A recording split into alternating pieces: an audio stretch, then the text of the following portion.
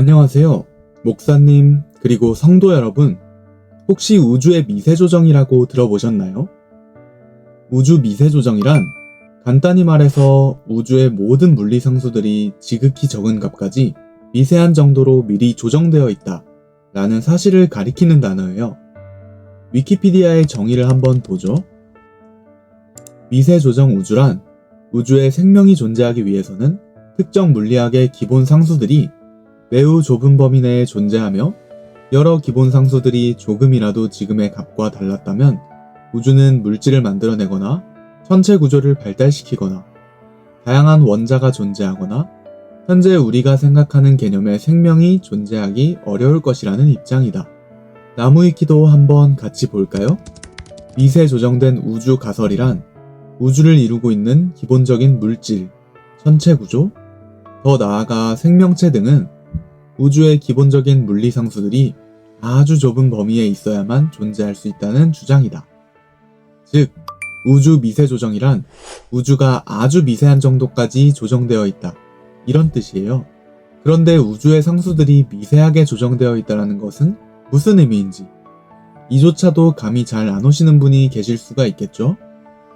그래서 쉽게 설명을 해보도록 하겠습니다. 예컨대 지구는 태양으로부터 정확히 1억 5천만 킬로미터 떨어져 있어서 너무 춥지도 않고 너무 뜨겁지도 않은 알맞은 거리에 위치하고 있습니다. 세속과학은 이를 생명체가 거주하는 행성이 위치할 수 있는 완벽한 반경 내라는 개념으로 골디락스 존이라고 부르고 있는데요. 과학자들은 이 우주에는 지구 이외에도 생명체가 있다는 것을 증명하기 위해 외계 생명체가 살고 있으리라고 짐작되는 이 골디락스 존에 위치한 외계 행성을 찾기 위해 엄청난 시간과 예산을 투입하며 노력을 하고 있답니다. 그런데 팩트는 아직도 단 하나의 후보 행성도 찾아내지 못하고 있다는 사실입니다. 이렇게 지구가 멀지도 않고 가깝지도 않은 절묘한 위치에 자리 잡고 있는 것도 우주 미세 조정의 증거 중 하나입니다. 뿐만 아니라 지구에는 대기가 있어서 우주 방사선을 막아주고 호흡과 광합성을 가능하게 해주고 또 물이 존재하고 있어서 생명체가 살아가는데 꼭 필요한 조건들이 고루 갖추어져 있는 것도 다른 미세 조정의 예이고요. 심지어 달이라는 위성이 지구에 존재하고 있다는 사실, 그리고 또 달은 태양보다 정확히 400배가 작지만 달의 위치가 역시 절묘하게 지구, 태양 거리에 꼭 400분의 1이 되는 거리에 자리 잡고 있어서 이로써 해류의 흐름을 조장하고 해와 달과 지구의 공전, 자전 주기를 잡아주고 또 개기일식과 개기월식이 일어나게 만들어주는 사실 또한 우주 미세 조정의 증거로 보여지고 있습니다. 더구나 지구가 23.5도로 자전축이 기울어져 있어 계절 변화가 생기고 극지방과의 온도 차이로 말미암아 지구 전체가 고른 기후를 갖게 해주는 것 또한 미세 조정의 증거라고 할 수 있어요.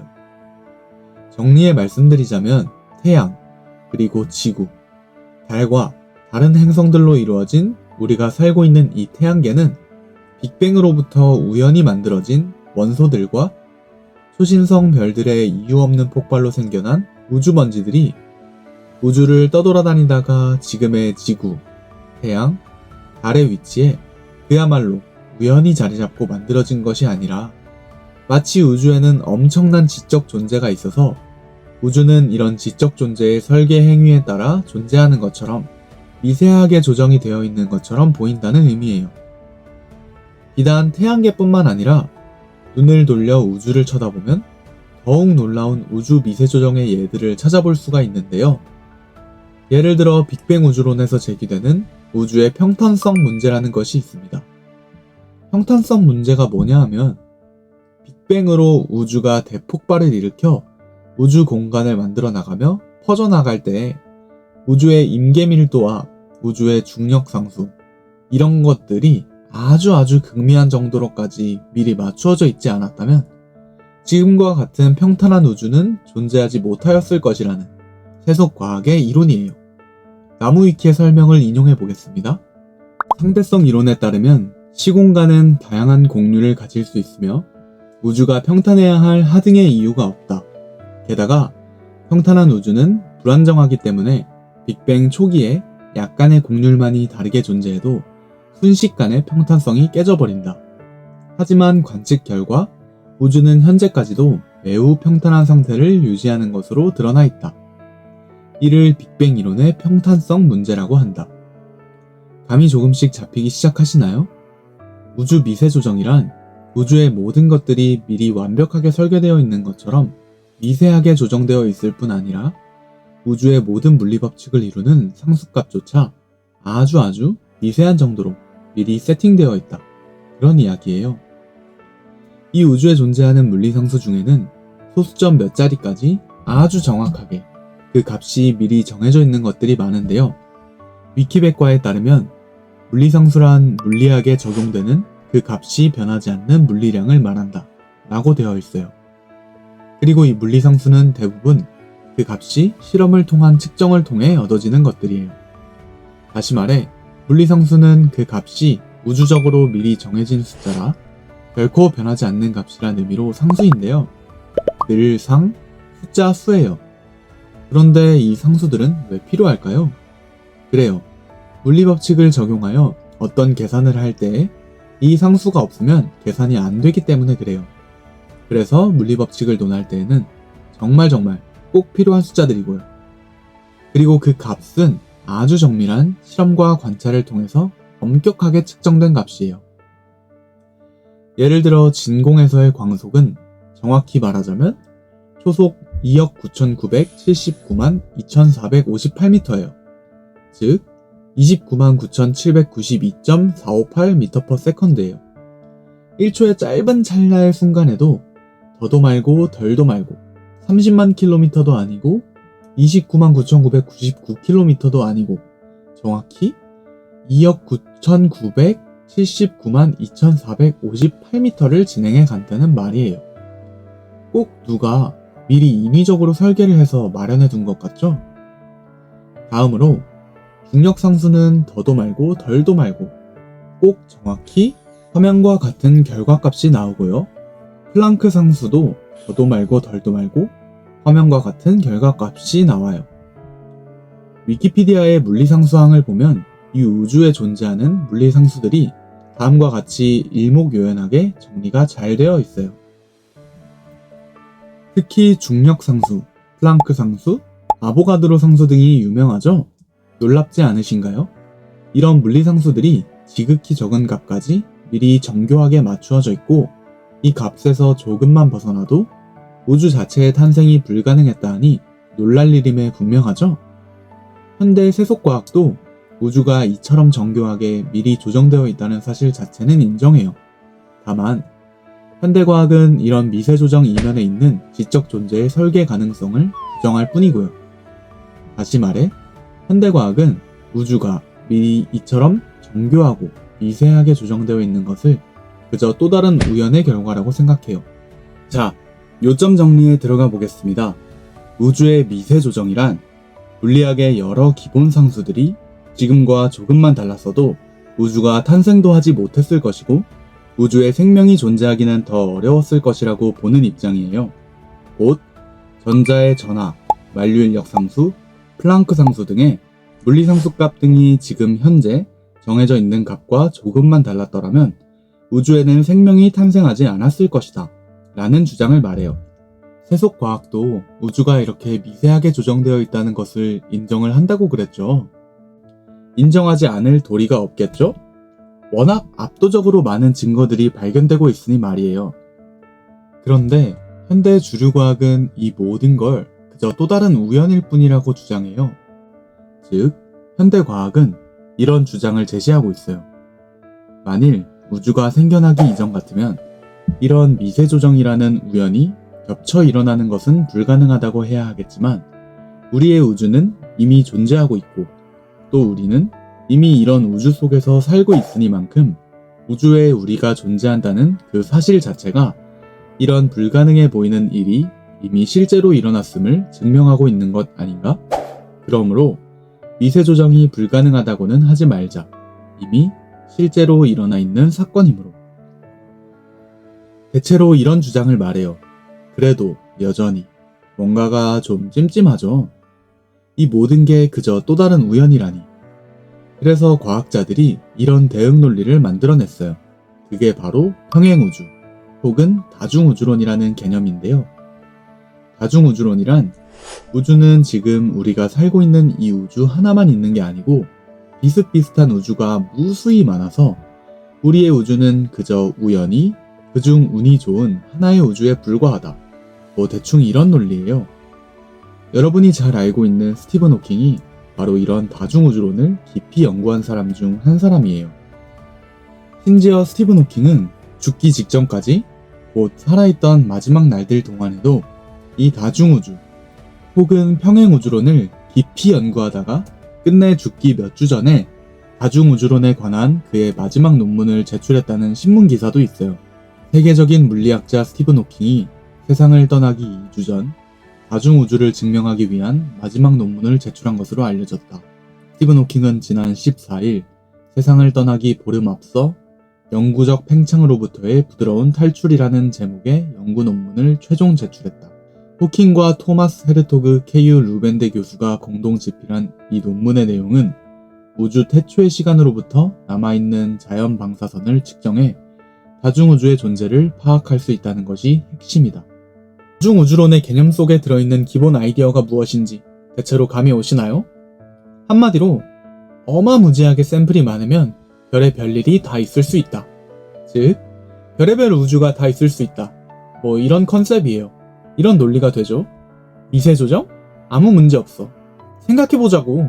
우리와 비슷하지만 미세 조정의 정도가 90% 정도로 불완전한 우주도 있다고 치고 10%밖에 안 되는 미성숙한 우주도 있다고 치고 0.00001% 정도로 아주 덜 떨어진 녀석도 있을 테고 우리와 비슷한 우주가 무한한 개수가 있다면 글쎄 수조 개 수십조 배쯤? 그러면 우리가 지금 살고 있는 이런 미세 조정된 우주가 몇 개쯤 없으리란 법이 있어? 얘기 끝. 문제 해결 아니야? 대충 이런 입장을 말해요. 다시 말하자면 이 우주에는 창조주신 따위는 없어. 그래서 이 우주가 설계되었다는 것은 어불성설이야. 오직 자연밖에는 없지. 그런데 지금 우리가 살고 있는 이 우주는 조금 뭔가 미세하게 조정되어 있어 보이긴 해. 그렇다면 혹시 우리와 같은 우주가 무지무지 많은 건 아닐까? 그러면 이 문제가 해결되는 거잖아. 이런 태도를 말해요. 근데 아무래도 좀 이상하죠? 모든 걸 우연으로 돌릴 수밖에 없나? 이런 생각은 혹 들지 않아요? 이런 다중우주 논리의 치명적인 결함은 우주가 여러 개라는 것을 증명할 수가 없다라는 거예요. 우주를 무한한 숫자로 찍어내는 기계가 있어야 하는데 이 기계는 그러면 누가 제작해서 설치했담? 하는 문제가 생기고요. 무한이라는 개념은 상상 속에서는 가능하지만 실세계에서 무한이라는 개념이 답으로 나오면 그건 거의 100% 틀린 답이 된다는 거 알고 계시죠? 그리고 아주 희박한 확률의 일은 일어나기 힘든 게 아니라 그냥 일어나지 않아요. 예를 하나 들어볼게요. 중국, 인도는 인구가 많아요. 각각 15억쯤 살고 있다고 가정해보죠. 인도, 중국에는 사람들이 많아서 별의별 사람들이 정말 많아요. 그런데 누가 이런 주장을 한다고 쳐봐요. 중국, 인도에는 인구가 많아서 별 희한한 인간들도 많아. IQ 180이 넘는 사람도 엄청 많을걸? 이런 말을 한다고 해봐요. 그거는 그럴 수도 있겠죠. 근데 누가 여기서 한술 더 떠서 IQ 180 중에 머리가 둘 달린 사람도 많아. 이런 주장을 했다고 해보죠. 사람이 워낙 많으니 IQ 180이 넘는 사람 중에 참 쌍둥이로 태어난 사람도 없으란 법은 없겠죠? 그런데 여기서 더 나아가서 이 사람이 다시 주장하기를 이 머리 둘 달린 IQ 180 넘는 사람이 성씨가 라마찬드란이나 황씨일 가능성도 있어 라고 주장을 한다고 해봐요. 그러면 문제가 좀 더 복잡해지죠. 더구나 한 걸음 더 나아가서 그 사람 와이프의 성이 무엇일 가능성은 그 사람이 살고 있는 행정구역이 무슨 성, 무슨 현, 무슨 향, 무슨 촌일 경우, 그 사람 왼손에는 손가락이 6개 있을 경우, 그 사람이 무슨 대학을 수석으로 졸업했을 경우 등등 무수히 많은 경우의 수를 대입해 본다고 해봐요. 이런 식으로 변수를 더해가면 이런 요건 모두에 부합하는 사람 찾기는 점점 더 힘들어지겠죠. 아마 확률이 급격히 줄어들 거예요. 계산을 한번 해봅시다. 15억 인구 중에 IQ 180이 넘는 사람이 100명 중에 한 사람 정도 있다고 하면 확률이 100분의 1이죠. 그 사람이 머리 둘이 달려있을 확률도 실제로는 훨씬 더하지만 역시 100분의 1이라고 한번 가정해보자고요. 그 사람 성씨가 팡씨일 확률도 100분의 1.